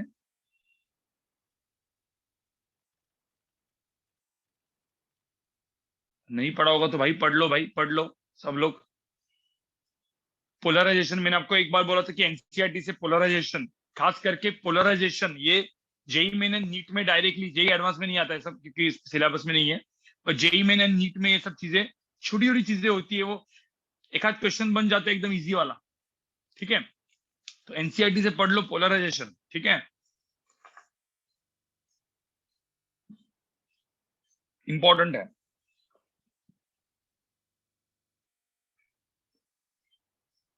चलो तो मुझे बताओ, मैंने अभी एक्सरे में क्या क्या पढ़ाया? एक्सरे में क्या आपको याद रखना है, जो भी मैंने एक्सरेज पढ़ाया, ठीक है, जो भी एक्सरेज मैंने पढ़ाया क्विकली आपको बोल रहा हूँ मैं, एक्सरेज में क्या था। ठीक है, एक्सरेज में कुछ नहीं था। एक्सरेज में इतना ही था कि दो टाइप के एक्सरेज बनते हैं, एक होते कैरेक्टरिस्टिक्स और एक होते continuous x rays. Continuous x rays, x rays कहाँ से बनते हैं गाइस? इलेक्ट्रॉन आता है और इलेक्ट्रॉन एक्सेलरेट होता है, तो पूरी की पूरी इलेक्ट्रॉन की energy suppose x ray as an x ray, x rays के हिसाब से एमिट हो गई। ठीक है, तो जो पूरी की पूरी एनर्जी, जो इलेक्ट्रॉन जो आ रहा था, जो कैथोड से निकला और जो इलेक्ट्रॉन एनोड के ऊपर बम्बार्ड कर रहा था, उसकी एनर्जी ये थी, वो पूरी की पूरी कन्वर्ट हो जाएगी फोटोन में, और ये मिनिमम वेवलेंथ का फोटोन निकलेगा। तो इसको, इससे मिनिमम वेवलेंथ का फोटोन निकलता है। ठीक है, ये एक फॉर्मूला दिमाग में रखना होता है। सेकंड, अभी वही जो कैथोड से आने वाला electron, K shell, L shell, M shell, उधर से कोई भी एक इलेक्ट्रॉन को बाहर निकालेगा। जैसे ही बाहर निकलेगा वहां पे होल क्रिएट होगा, और फिर ऊपर वाले इलेक्ट्रॉन वहां पे जंप मारेंगे, और उसके वजह से कैरेक्टरिस्टिक्स एक्सप्रेस निकलेंगे। तो ये है कंटिन्यूस एक्सप्रेस का एक्सप्रेशन था, ये कैरेक्टरिस्टिक्स एक्सप्रेस का एक्सप्रेशन था। ठीक है, जिसमें अपन ने क्या बोला था, 1/λ इज इक्वल टू, क्या बोला मैंने, आर इंटू जेड स्क्वायर के जगह जेड माइनस स्क्रीनिंग कांस्टेंट का square, 1/n1 square minus 1/n2 square. Now it depends, n1 और n2 की वैल्यू डिपेंड करेगी अलग अलग अलग अलग, के alpha, K beta, K gamma. चलो चलो मैंने एक इन जनरल पूछता हूँ, मुझे तो एल बीटा का n1 n2 क्या होगा? एल बीटा के लिए n1 और n2 कितना होगा, कोई बताओ? एल बीटा के लिए n1 और n2 कितना होगा? के बीटा, के बीटा, के बीटा, के बीटा के लिए n1 होगा 2, n2 होगा 4। मैं सॉरी, के बीटा नहीं, एल बीटा की बात कर रहा हूँ। ठीक है, एल बीटा के लिए n1 की वैल्यू 2 होगी, n2 की वैल्यू 4 होगी। तो समझ में आया ना आपको कैसे किया अपन ने? तो ये न्यूक्लियस था, फिर ये न्यूक्लियस, ये के शेल, एल शेल, ठीक है, फिर एल बीटा चाहिए, तो यहां से यहां पे करना है, यहां से यहां पे तो एल अल्फा होगा और यहां से यहां पे एल बीटा होगा, तो N2 की वैल्यू 2 होगी, N1 की वैल्यू 2 होगी, N2 की वैल्यू 4 होगी। मतलब इन शॉर्ट एटॉमिक स्ट्रक्चर ही है ना ये। भाई मुझे होता है यहाँ पे क्या एटॉमिक स्ट्रक्चर ही है कि नहीं, याद है कि नहीं है, बस कुछ नहीं है, ठीक है। और एक मॉसलेस लॉ डायरेक्टली दिमाग में रखना है, मॉसलेस लॉ डायरेक्टली दिमाग में रखना है, root of frequency is equal to some constant into Z minus, मतलब डायरेक्टली ये चीज होती है मॉसलेस लॉ। सबको समझ में आ रहा है चीज, ठीक है। एक डिफ्रैक्शन में गाइस ब्रैग्स लॉ होता है, मैं क्विकली सी मतलब ब्रैग लॉ अभी मेरे को यहाँ पे दिखा इसलिए मैं आपको बता रहा हूँ, ठीक है। एक ब्रैग्स लॉ होता है जो एक्चुअली डिफ्रैक्शन में होता है, ये भी मतलब थ्योरी एनसीईआरटी से पढ़ोगे तो छोटी छोटी चीजें जो होती है जो अपन ने थ्योरेटिकली मिस आउट की है, वो वैसे भी आपकी बोर्ड्स के सेशंस में कवर हो ही जाएगी। बोर्ड के जैसे आपका सेशंस होंगे तो बोर्ड्स के सेशन में कवर होती है, बट कुछ कुछ लोग जेई एडवांस वाले लोग बोर्ड्स में नहीं बैठते, जेई में ना नीट वाले लोग बोर्ड्स में नहीं बैठते, तो सारी मिस हो जाती है। इसलिए मैंने आपको बोला एनसीईआरटी को छोड़ो मत, जैसे अपना पोर्शन खत्म हो जाएगा एनसीईआरटी पूरी रीड आउट कर लो, ये थियोरेटिकल टॉपिक्स के लिए, खास करके थियोरेटिकल। मैं मैकेनिक्स का एनसीईआरटी रीड करने को नहीं बोल रहा हूँ, मैं मैकेनिक्स इलेक्ट्रोडायनेमिक्स का एनसीईआरटी रीड करने को नहीं बोल रहा हूँ, मैं कुछ कुछ ऐसे टॉपिक्स की बात कर रहा हूँ जैसे मैग्नेटोस्टैटिक्स, मैग्नेटिक फील्ड में एक बार मैग्नेट का टॉपिक है, वो आपको पढ़ना पड़ेगा, ठीक है। गैल्वेनोमीटर, टेंजेंट गैल्वेनोमीटर, इस टाइप का चीजें पढ़ना पड़ेगा, ठीक है। थर्मोडायनामिक्स में लास्ट लास्ट का जो हीट ट्रांसफर में कुछ कुछ थेरोटिकल चीजें होती है, वेन्स डिस्प्लेसमेंट वगैरह, वो आपको पढ़नी पड़ेगी, ठीक है। उसके बाद अभी जो टॉपिक जैसे मॉडर्न फिजिक्स में, मॉडर्न फिजिक्स आपको पढ़ना पड़ेगा पूरा, मॉडर्न फिजिक्स एक बार पूरा का पूरा रीड आउट मार लेने का। वेव ऑप्टिक्स में पोलराइजेशन, डिफ्रैक्शन, ये टाइप का कुछ चीज थोड़ा सा थ्योरी पढ़ना पड़ेगा आपको। तो ये कुछ कुछ जो टॉपिक्स होते हैं थियोरेटिकल टॉपिक, उनकी थ्योरी पढ़ो और अपने नोट्स बनाओ। समझ में आ रहा है? बाद में पढ़ो, अभी मत पढ़ो, मतलब पता है टाइम अपने पास, ठीक है। कभी कभी एक आध घंटा बैठ जाने का, एक घंटे में एक टॉपिक पढ़ लेने का पूरा का पूरा।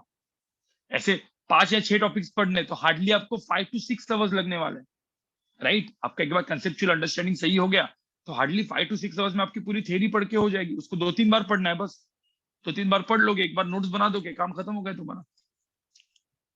हाँ, तो ब्रैग्स लॉ क्या था? ब्रैग्स लॉ क्या होता है भाई? डिफ्रैक्शन, मतलब एक्सेस का डिफ्रैक्शन होता है। अब ध्यान में रखना, ये सारे के सारे एटम्स है, मैं आपको सिर्फ बता के रख रहा हूँ, इसमें कोई लॉजिक नहीं लगाना है, कुछ नहीं, डायरेक्टली फॉर्मूला रटना है, ठीक है। ये एटम्स का प्लेन है, एक्सरे इसके ऊपर आया, ठीक है। तो ब्रैग्स लॉ क्या बोलता है? एक्सरे तभी रिफ्लेक्ट करेगा, ठीक है। सपोज ये एंगल थीटा है, ये एंगल थीटा है, तो एक्सरे, गाइस ध्यान में रखना, एक्सरे रिफ्लेक्ट तभी करेगा जब ये जो डिस्टेंस है ना, ये डिस्टेंस, सपोज ये एक एटम का प्लेन है, दिस आर द ये प्लेन ऑफ एटम्स, ठीक है। तो ये एक्सरे तभी डिफ्लेक्ट करेगा जब ये चीज वैलिड होगा, 2d sin theta equal to n lambda, ये वैलिड होगा तो ही एक्सरे रिफ्लेक्ट करेगा। अब ये नहीं है, मतलब बेसिकली इस पर्टिकुलर एंगल के लिए, इस पर्टिकुलर एंगल के लिए और सम पर्टिकुलर वेवलेंथ के लिए ये एक्सप्रेशन वैलिड नहीं है, मतलब ये वैलिड नहीं कर रहा है, तो पूरा का पूरा एक्सरे रिफ्लेक्ट नहीं होगा, एब्जॉर्ब हो जाएगा। तो एक्सरे रिफ्लेक्ट कब होगा? X ray will be reflected only if this condition is valid, x ray will be reflected only if this condition is valid, ठीक है। ये करके ब्रैग्स लॉ है, थेरोटिकल चीज है, पढ़ लो बाद में अच्छे से, ठीक है। अभी के लिए सिर्फ लिख के रखो, ठीक है, अभी के लिए सिर्फ लिख के रखो।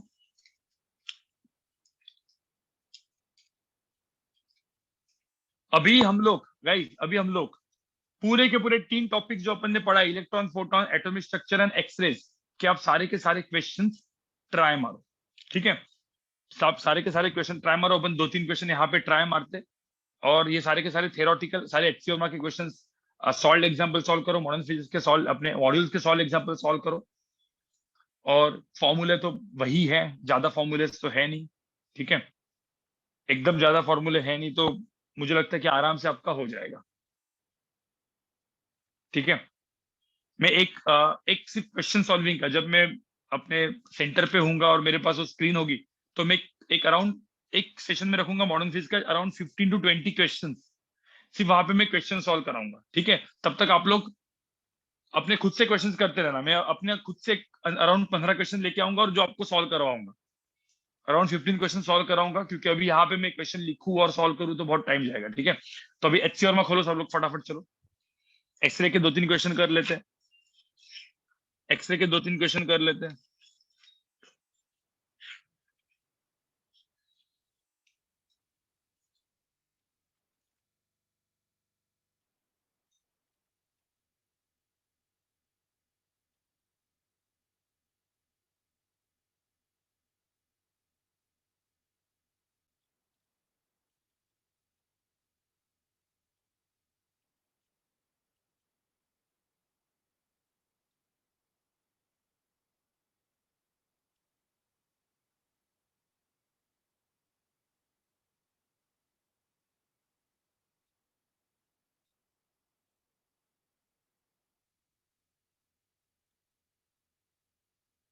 एक काम करो, एक्सरे में सॉल्ट एग्जाम्पल है, पता है सॉल्ट एग्जाम्पल, मैं सॉल्ट एग्जाम्पल में मेरे को 2 एग्जाम्पल अच्छे मिले हैं, ठीक है।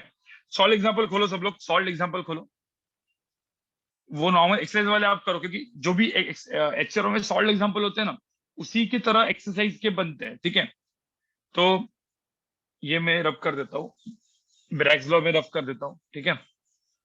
अब सब लोग एचसीओर्मा में सॉल्ट एग्जाम्पल में page number 392, guys page number 392, ठीक है। क्वेश्चन नंबर 2 रीड करो। मैं वापस बोल रहा हूँ, मेरे पास अभी वो स्क्रीन नहीं है, नहीं तो मैं वो क्वेश्चन टाइप करवा के लेके आता, बट अभी आपको क्वेश्चन नंबर 2 को पहले आप खुद रीड करो, क्वेश्चन नंबर 2 पहले रीड करो।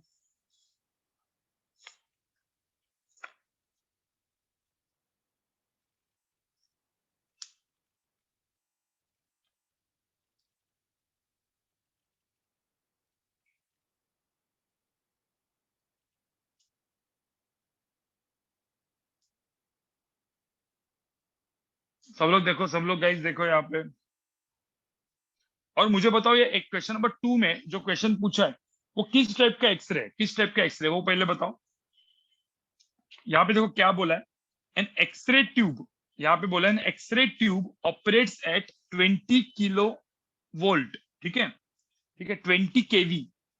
मतलब यहाँ पे सब लोग देखो, ये मेरा कैथोड है, मेरा एनोड है, जो एक्सरे ट्यूब जो काम कर रही है ये जो है ये 20 किलो वोल्ट का है, ठीक है। And particular electron loses 5% of its kinetic energy to emit an x ray photon. तो मतलब ये जो इलेक्ट्रॉन यहां से निकला जब यहाँ पे आया, तो मुझे तो इसकी एनर्जी कितनी थी, इसकी एनर्जी कितनी थी, ई इंटू वी एनर्जी थी, राइट। मतलब 20 किलो वोल्ट, तो जो वोल्ट है वो 20 किलो वोल्ट है यहाँ पे, इतनी एनर्जी थी, ठीक है। A particular electron loses 5% of its kinetic energy to emit an X-ray photon। तो मुझे बताओ, अब इतनी एनर्जी लूज किया इसने, तो कैरेक्टरिस्टिक से कंटिन्यूस है, बताओ।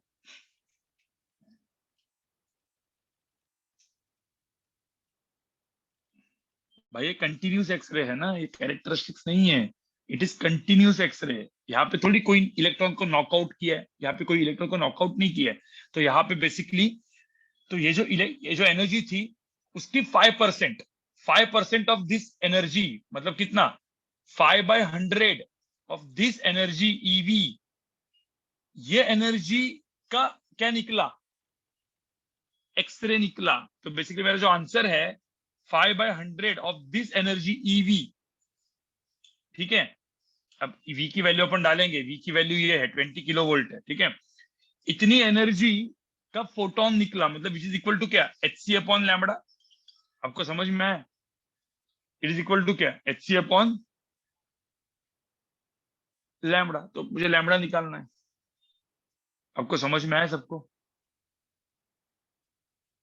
अब एच सी अपॉन लैम्बडा मतलब आपको लैम्बडा चाहिए, तो लैम्बडा जनरली क्या होता है, 12400। अपन डायरेक्टली अपना अप्रोक्सीमेशन ले लेंगे, यहाँ पे एक्चुअली एच सी की सब वैल्यू वैल्यू डालने की जरूरत नहीं है अपने को, ठीक है।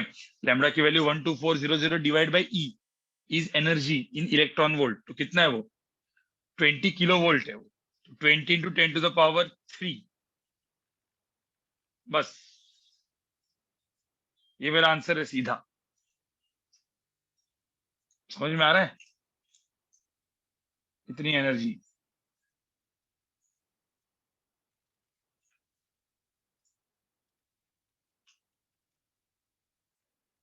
सॉरी, 20 kV इंटू 5/100 ना, इंटू 5/100, इतनी एनर्जी, ये भी है ना।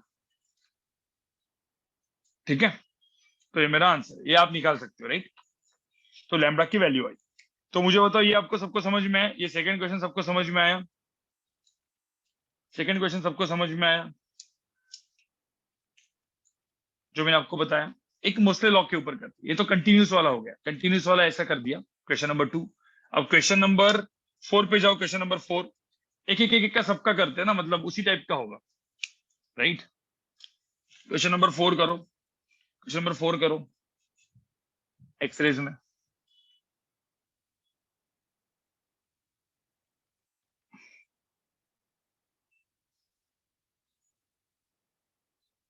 क्वेश्चन नंबर 4 करो गाइस। बड़ा सा कुछ जो चैट दिया है।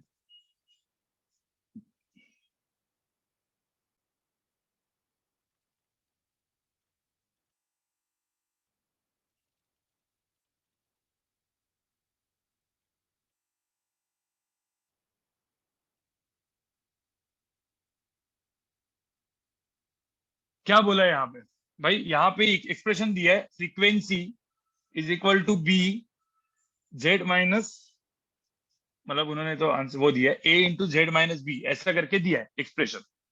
ठीक है गाइस, ये एक्सप्रेशन उन्होंने दिया है, ये एक्सप्रेशन दिया है उन्होंने, और बोला है कि ये एलिमेंट्स है, ये दो एलिमेंट्स है, ठीक है। उन एलिमेंट के लिए जेड की वैल्यू, इसमें जेड की वैल्यू है 42, और यहाँ पे जेड की वैल्यू है 27, और यहाँ पे वेवलेंथ की वैल्यू दी है। कौन से वाले वेवलेंथ? के अल्फा एक्सएलएस, के अल्फा एक्सएलएस की वैल्यू दी है। के अल्फा एक्सएलएस का वेवलेंथ दिया है यहाँ पे 71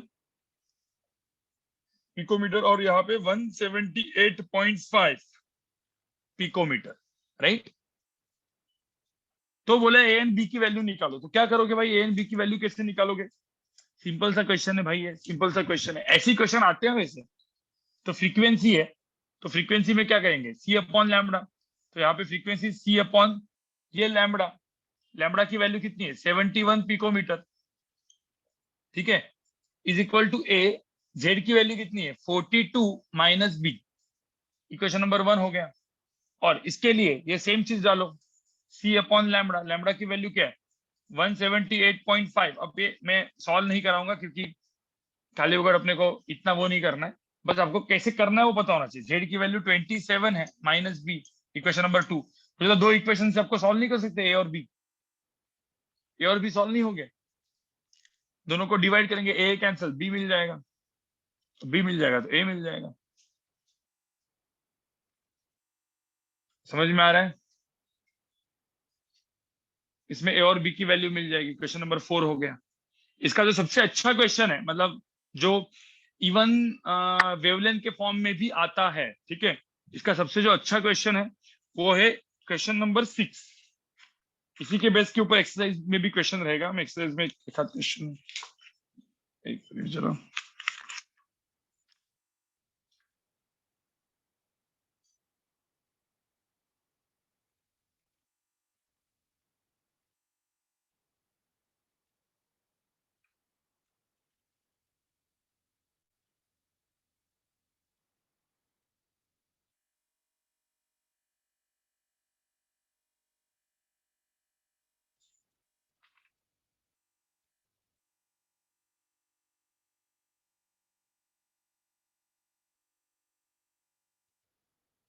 चलो क्वेश्चन नंबर 6 ही कर लो, क्योंकि उसमें इसमें वो क्वेश्चन मेरे को नहीं दिखा।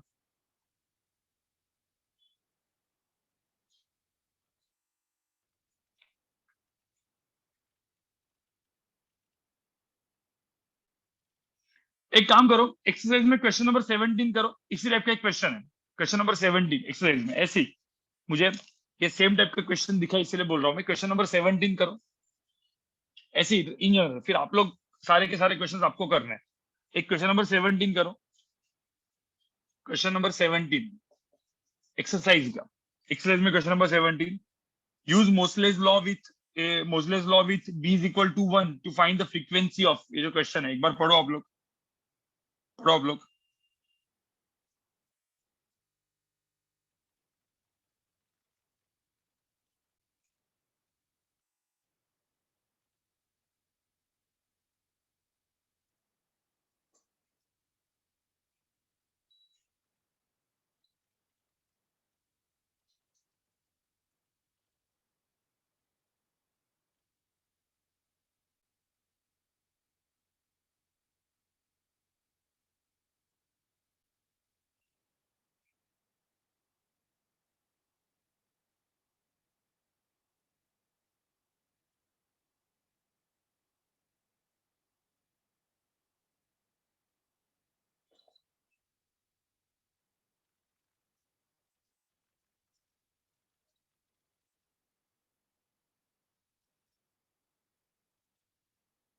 आपको क्वेश्चन समझ में आया? And use b is equal to 1, ठीक है। z इज इक्वल टू 57 जो मटेरियल है, ठीक है, तो z इज इक्वल टू 57 का मुझे फ्रीक्वेंसी निकालना है। If z is equal to 29 का फ्रीक्वेंसी दिया हुआ है और b इज इक्वल टू 1 करना है, तो मुझे बताओ। और इधर इधर इन्होंने लिखा है for this is for k alpha, तो k अल्फा निकालना है। तो अब मैं सपोज एक मुझे एक बात बताओ, ठीक है, मैं ऐसा लिखता हूं, ये मेरी फ्रीक्वेंसी है, सपोज मैं यही टर्म यूज करता हूँ a into Z minus b, ये मेरा इक्वेशन है और b की वैल्यू 1 है। तो यहाँ पे दोनों k अल्फा के लिए तो a भी कांस्टेंट हो गया ना, a, क्योंकि a में n1 एंड n2 होता है, पता है n1 एंड n2 होता है, वो कांस्टेंट हो जाता है। तो a भी कांस्टेंट हो गया दोनों के लिए। तो मुझे होता पहले के लिए मुझे फ्रीक्वेंसी निकालनी है, तो मेरी फ्रीक्वेंसी इसकी निकालनी है, फ्रीक्वेंसी ऑफ LA मुझे निकालनी है। a की वैल्यू कांस्टेंट है, z की वैल्यू यहाँ पे 57 है, 57 माइनस 1। इसकी फ्रीक्वेंसी कितनी दी है? जो दी है 1.88 into 10 to the power 18 hertz दी है। a इंटू ये 29 है, 29 माइनस 1। आपको समझ में आया? दोनों को डिवाइड कर लो, तुम्हारा आंसर आ गया गाइस। दोनों को डिवाइड कर लो, तुम लोग का आंसर आ गया। समझ में आया कैसे करना है क्वेश्चंस को? तो ऐसे करके मोजलेस लॉ के ऊपर ऐसे ही क्वेश्चन आते हैं, ठीक है, मोजलेस लॉ के ऊपर ऐसे ही क्वेश्चन आते हैं और कुछ नहीं होता, ठीक है। और एचसी वर्मा का सॉल्व एग्जांपल क्वेश्चन नंबर 6 आप लोग देख लेना, और उसके ऊपर भी बहुत अच्छे अच्छे क्वेश्चंस वैसे बनते हैं, ठीक है। तो ये इतना मेरा हो गया। अभी सिर्फ एक मेरा एक मैं क्वेश्चन सॉल्विंग का लेक्चर रखूंगा पूरा का पूरा, इसके ऊपर एक क्वेश्चन सॉल्विंग का, मतलब एक 10 से 15 में क्वेश्चन सॉल्विंग कराऊंगा। तब तक आप आपके खुद के क्वेश्चन सॉल्व करा देना, ठीक है। एक चीज मेरा मिसिंग था जो मैंने आपको बताया नहीं, वो मैं अभी बता रहा हूँ, ठीक है। एक दो चीजें मैंने जो छोड़ी हुई थी, मैंने सोचा कि उसको आपको भी बता दूं मैं, ठीक है। मतलब पूरा का पूरा एंड में ही है, सिर्फ न्यूक्लियस फिजिक्स अपना बचेगा फिर। आपको पता है मैटर वेव्स याद है? मैटर मतलब मैंने आपको एक बोला था कि कोई भी लाइट एक पार्टिकल की तरह बिहेव करती है, तो उसका मोमेंटम क्या था? मतलब कोई भी लाइट है वो पार्टिकल की तरह बिहेव करती है, तो कोई भी लाइट वेव, एक लाइट वेव पार्टिकल की तरह बिहेव करती है, ठीक है। तो इसका मोमेंटम क्या था? What is momentum? H upon lambda. तो मेरा जो मोमेंटम था, मोमेंटम था एच अपॉन क्या? लैम्बडा। तो उल्टा भी ट्रू है ना भाई, उल्टा भी तो ट्रू है, उल्टा भी ट्रू है। कोई भी पार्टिकल, कोई भी पार्टिकल होगा, कोई भी पार्टिकल है, ठीक है, जो बेसिकली मास इसका m है, जो वेलोसिटी v से जा रहा है। कोई भी पार्टिकल है जो वेलोसिटी मतलब जो बेसिकली मास है, वेलोसिटी v से जा रहा है, कोई भी, वो इलेक्ट्रॉन हो सकता है, कुछ भी हो सकता है, राइट। तो ऐसा पार्टिकल जो जो वेलोसिटी मतलब ये मास, ये इलेक्ट्रॉन हो सकता है, ये कोई एटम हो सकता है जिसका मास m है, कुछ भी हो सकता है। तो ये पार्टिकल भी वेव नेचर एग्जिबिट करेगा, इसके अंदर भी एक वेव नेचर होगा। अब इसके अंदर सपोज मतलब पार्टिकल जब मूव करता है तो उसके अंदर भी एक वेव नेचर होता है, उसी को मैटर वेव्स बोलते हैं, राइट। तो इसके अंदर भी वेवलेंथ आएगी। तो वेवलेंथ क्या आएगी? तो इसकी जो वेवलेंथ होती है, that wavelength is nothing but H upon momentum, मतलब एच अपॉन एम वी। और इसी को हम लोग कौन सी वेवलेंथ बोलते हैं गाइस? इसी को हम लोग कौन सी बोलते हैं? De Broglie wavelength. De Broglie, yes, de Broglie wavelength, इसी को हम लोग बोलते हैं डी ब्रॉगली वेवलेंथ, ये मैंने मेरे लेक्चर में बताया था कि नहीं बताया था पहले इसमें, या छूट गया था? बोला था मैंने शायद।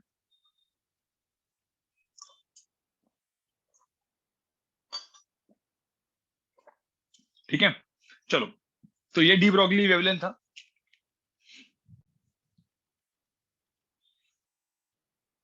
सबको इतना समझ में आया, ये वाला चीज समझ में आया? और डायरेक्टली अपन फोटो इलेक्ट्रिक इफेक्ट इफेक्ट के ऊपर जाते हैं, वहां पे एक ग्राफ मैंने आपको बताया नहीं था। ठीक है, मतलब थोड़ा सा याद भी आ जाएगा आपको, फोटो इलेक्ट्रिक इफेक्ट याद भी आ जाएगा। क्या था photo electric effect guys? Quickly बताओ, फोटो इलेक्ट्रिक इफेक्ट क्या था? ये कोई भी एक मटेरियल है, इस मटेरियल के ऊपर लाइट गिरती है, मतलब फोटोन गिरता है, और उस फोटोन के वजह से यहां से क्या निकलते हैं, यहाँ से क्या निकलते हैं? इलेक्ट्रॉन एमिट होते हैं। ठीक है, और मैंने इक्वेशन क्या बोला था? सो जो इलेक्ट्रॉन निकलती है इसकी काइनेटिक एनर्जी होगी, तो काइनेटिक एनर्जी, जो मैक्सिमम काइनेटिक एनर्जी जो निकलती है, that is energy of photon minus क्या? Work function. याद है कि नहीं है? Energy of photon minus work function. और इस इन इलेक्ट्रॉन्स को रुकाने के लिए हम लोग क्या यूज करते हैं? इन इलेक्ट्रॉन को रुकाने के लिए अपन क्या यूज करते हैं? Stopping potential. तो काइनेटिक एनर्जी मैक्सिमम की वैल्यू मैंने सपोज स्टॉपिंग पोटेंशियल इतनी कर दी, तो इलेक्ट्रॉन, मतलब सारे के सारे इलेक्ट्रॉन्स रुक जाते हैं। याद है वो एक्सपेरिमेंट भाई? वो या एक्सपेरिमेंट याद है जो अपन ने, मतलब ऐसे इसमें एक्सपेरिमेंट किया था ऐसे? ठीक है, सेम चीज यहाँ पे ऐसे फोटोन गिरते थे, और फिर मैं इसको यहाँ पे बैटरी लगाता था ऐसे, बराबर? इसके ऊपर ऐसे फोटोन गिरते थे। अब ये फोटोन गिर गए, यहां से अपना निकला इलेक्ट्रॉन, और वो इलेक्ट्रॉन जाते रहेगा, और फिर जो भी यहाँ पे बैटरी लगाएंगे अपन। अब ये बैटरी कैसे लगाएंगे वो मैटर करता था। ये battery plus minus minus plus कैसे लगते थे, याद याद करो। सबको याद है या नहीं याद है?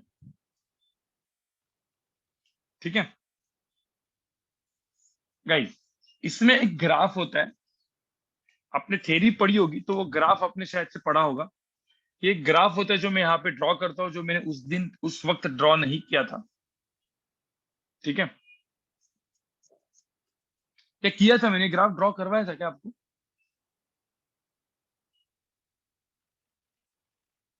मैंने ड्रॉ करवाया था कि नहीं करवाया था ग्राफ? नहीं करवाया था, ठीक है। और ये ग्राफ का आपको थ्योरी भी पढ़ना है। अभी मैं ग्राफ आपको ड्रॉ करके दे रहा हूँ, आपका काम है, मतलब मैंने ये ग्राफ अभी मैं ड्रॉ करके फटाफट रब कर दूंगा। ठीक है, आपका काम है एनसीईआरटी से पढ़ के, उसकी थ्योरी पढ़ के पूरा का पूरा वो ग्राफ ड्रॉ करो। ठीक है, चलेगा?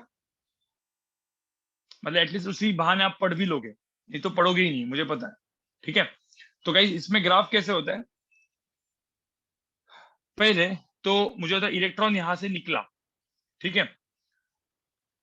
इस इलेक्ट्रॉन को, अब आपको पता है, पहले इलेक्ट्रॉन निकलते और यहाँ पे एक स्पेस चार्ज तैयार होता है। स्पेस चार्ज मतलब कुछ कुछ इलेक्ट्रॉन की, मतलब यहाँ पे सपोज मैंने वोल्टेज लगाया नहीं, कुछ इज नो वोल्टेज, तो इलेक्ट्रॉन निकलेंगे, और जो काइनेटिक एनर्जी जीरो वाले इलेक्ट्रॉन निकलेंगे वो बेचारे सब यहाँ पे रुक जाएंगे। और वो रुकने के वजह से यहाँ से जो इलेक्ट्रॉन निकलते हैं ना, जो अच्छे खासे काइनेटिक एनर्जी वाले इलेक्ट्रॉन निकलते हैं, वो भी यहाँ पे जा नहीं पाते। स्पेस चार्ज बोलते हैं इसको, ठीक है। ये पूरा का पूरा स्पेस चार्ज होता है। अब होता क्या है, ये इलेक्ट्रॉन को निकालने के लिए, मतलब तभी भी कुछ कुछ इलेक्ट्रॉन तो जाते हैं, क्योंकि जो एकदम ज्यादा सबसे काइनेटिक एनर्जी मैक्सिमम वाले और जो बहुत अच्छे खासे हाई वाले इलेक्ट्रॉन होंगे, वो तो जाके यहाँ पे, मतलब बिना, मतलब मैंने इवन वोल्टेज लगाया भी नहीं, मैंने सिर्फ एक यहाँ पे ऐसे एक वायर लगा दिया, तो अपना एक करंट बनते जाएगा। फुल एकदम हाई काइनेटिक एनर्जी वाले इलेक्ट्रॉन तो घूमते ही जाएंगे, ठीक है। पर बाकी लोग नहीं जाते स्पेस चार्ज की वजह से। तो जब वोल्टेज, अब मैं वोल्टेज, ठीक है, ये वोल्टेज के ऊपर मैं करंट देखूं, करंट, ये मेरा हो गया करंट, और ये हो गया मेरा वोल्टेज। कौन सा वोल्टेज? Across this. तो अब मैं क्या करूं, जब मेरा जीरो होता है उसके बाद भी कुछ ना कुछ तो करंट रहता है, ठीक है। अब मैंने यहाँ पे पॉजिटिव वोल्टेज डाल दिया, यहाँ पे मैंने पॉजिटिव वोल्टेज ऐसे करके डाल दिया, माइनस एंड प्लस। तो इधर प्लस डाल दिया, इधर माइनस डाल दिया मैंने। अब क्या होगा, अब ये सारे स्पेस चार्ज के इलेक्ट्रॉन भी जाते रहेंगे, जाना चालू हो जाएंगे धीरे धीरे। तो जैसे ही मैं वोल्टेज बढ़ाऊं तो एक्चुअली करंट बढ़ना चालू हो गया। और एक टाइम ऐसे आएगा गाइस, एक टाइम ऐसे आएगा कि जितने भी इलेक्ट्रॉन्स निकल रहे सारे के सारे यहाँ पे जा रहे हैं, मतलब स्पेस चार्ज पूरा का पूरा कंप्लीटली जीरो हो गया। मतलब मैंने इतना वोल्टेज बढ़ा दिया जिसपे एक पर्टिकुलर वोल्टेज पे सारे इलेक्ट्रॉन जा रहे इसके अंदर घुस रहे, ठीक है। और वो पर्टिकुलर वोल्टेज को गाइस बोलते हैं पिंच ऑफ वोल्टेज। इसको हम लोग बोलते हैं गाइस पिंच ऑफ वोल्टेज, ठीक है। इसके बाद आप कितना भी वोल्टेज बढ़ाओ, क्योंकि अभी पूरे के सारे इलेक्ट्रॉन तो जा चुके हैं ना, तो charge upon time, charge per unit time, सारे के सारे इलेक्ट्रॉन जा चुके, जितने निकल रहे इस मेटल से सारे के सारे जा चुके। तो उसके बाद तो करंट बढ़ेगा ही नहीं, करंट हो जाता है सैचुरेट। और ये करंट होता है सैचुरेटेड करंट, ये करंट सैचुरेट हो गया, इसको हम लोग बोलते हैं सैचुरेटेड करंट। आपको समझ में आ रहा है? और सपोज मुझे एक भी काइनेटिक एनर्जी को एक भी इलेक्ट्रॉन को पहुंचाना नहीं है, तो मुझे यहाँ पे जो बैटरी होगी वो क्या करनी पड़ेगी बताओ? ये जो बैटरी होगी मुझे रिवर्स करनी पड़ेगी कि नहीं? स्टॉपिंग पोटेंशियल लेना पड़ेगा कि नहीं मुझे? हाँ, तो मैं मेरी बैटरी रिवर्स कर दी तो एक टाइम के बाद ये पर्टिकुलर स्टॉपिंग पोटेंशियल होगा। इसको हम लोग बोलते हैं स्टॉपिंग पोटेंशियल। इसके बाद तो कुछ भी करो भाई, ठीक है, खत्म।